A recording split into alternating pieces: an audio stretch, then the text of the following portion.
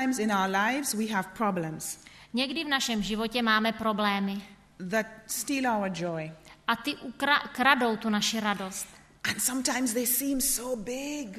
Někdy se nám zdají tak velké. And the devil wants us to look at the problem. A ďábel chce, abychom se na ten problém dívali. Because once you are looking at the problem, you are not looking at God. Protože v okamžiku, kdy se začnete dívat, zaměřovat na ten problém, tak se nedíváte na Pána And Boha. our strength comes from God. A naše síla ta přichází od Pána Boha. We need to leave the problems in God's hands Je potřeba, abychom nechali ten problém v Božích rukou and keep our eyes on God.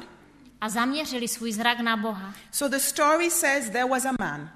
A tak ten příběh hovoří o muži. And one night this man had a dream. A jednou v noci tento muž měl sen. And in the dream God came to the man A v tom snu přichází k tomu člověku Bůh and God said to him, a Bůh mu říká, in the front of your garden před zahrádkou there is a big rock. je velká skála. Oh, it was so big it was almost blocking the man's house. Víte, ta skála byla tak velká, že téměř zastíňovala ten dům toho muže. And God said to the man, A Bůh tomuto muži říká, every day každý den I want you to go into the garden bych chtěl, abys šel do té zahrádky and I want you to push on that rock. a přál bych si, abys do té skály tlačil. And the man said, yes, God. A ten muž říká, dobrá, Bože.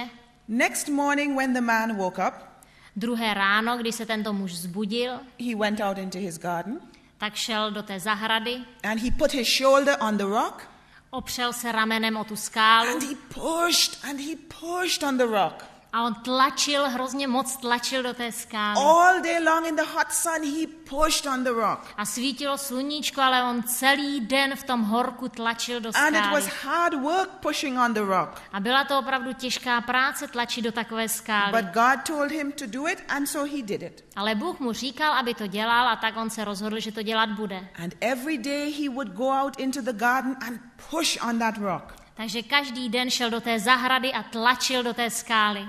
And weeks went by, A týdny šly pryč, and months went by, měsíce uplynuly and he kept pushing on the rock. a on pořád tlačil do té skály. And then one day, A jednoho dne, when he went outside, když šel ven, he saw the devil standing by the rock. tak viděl, jak ďábel stojí před tou skálou. And the devil said to him, what are you doing pushing on this rock? A ďábel, když tam stál, tak mu říká, co to tady pořád děláš, tlačíš do té skály. And the man said, God told me to push on the rock, so I push on the rock. A ten muž odpovídá, víš, Pán Bůh mi řekl, abych do té skály tlačil, tak já to dělám. So the devil walked around the big rock, A tak ďábel obešel tu velkou skálu, and he came to the man, přišel k tomu muži and he said, do you know this rock has not moved 1 inch? a říká tomu muži, víš o tom, že tato skála se ani o kousíček neposunula? And the man said, really? A ten muž říká, opravdu? And the man walked around the rock, Ten muž tu skálu zase obešel and he realized with all his pushing, the rock had not moved. a uvědomil si, že i když tak moc tlačil, tak opravdu se ta skála vůbec nepohla. And when he came back to the front, Když se vrátil zpátky na tu přední stranu skály, the devil was gone. ďábel už byl pryč. Because all Satan wants to do is to plant one seed of doubt in our mind. Protože všechno, co Satan chce udělat v našem životě, je jenom zasadit malé semínko pochybností. And then he leaves it to grow. A pak už to nechá, aby to rostlo. So the man stood up there and he thought about it. A ten muž tam stál a přemýšlel nad tím. And he said, why am I wasting my time? A říká, proč já tady plýtvám takhle časem? I have spent months pushing on this rock. Měsíce jsem strávil tím, že tlačím do této skály. And it has not moved 1 inch.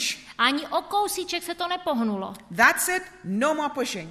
Takže končím, už nebudu do ní tlačit. And he walked into his house. A šel do domu. Next morning he came outside, Další ráno zase vyšel ven, he looked at the rock, podíval se na skálu and he walked away. a odkráčel pryč. And he did that every day for the week. A po zbytek týdne dělal právě toto. But on the last day of the week, Ale poslední den v týdnu he came outside, vyšel zase ven And he saw God was standing by the rock. A viděl, jak před tou skálou stojí Bůh. And he went to God. A on šel k Bohu. And God said to him, A Bůh mu říká, did I ask you to do something? požádal jsem tě, abys něco udělal? And the man said, yes, God. A muž odpovídá, ano, Bože. And God said, what did I ask you to do? A Bůh se ho ptá, tak o co jsem tě prosil? And the man said, you asked me to push on the rock. Muž odpovídá, poprosil jsi mě, aby jsem tlačil do skály.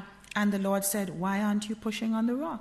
A Pán se ho ptá, tak proč do té skály netlačíš? And the man said, Lord, I have pushed and I have pushed and I have pushed.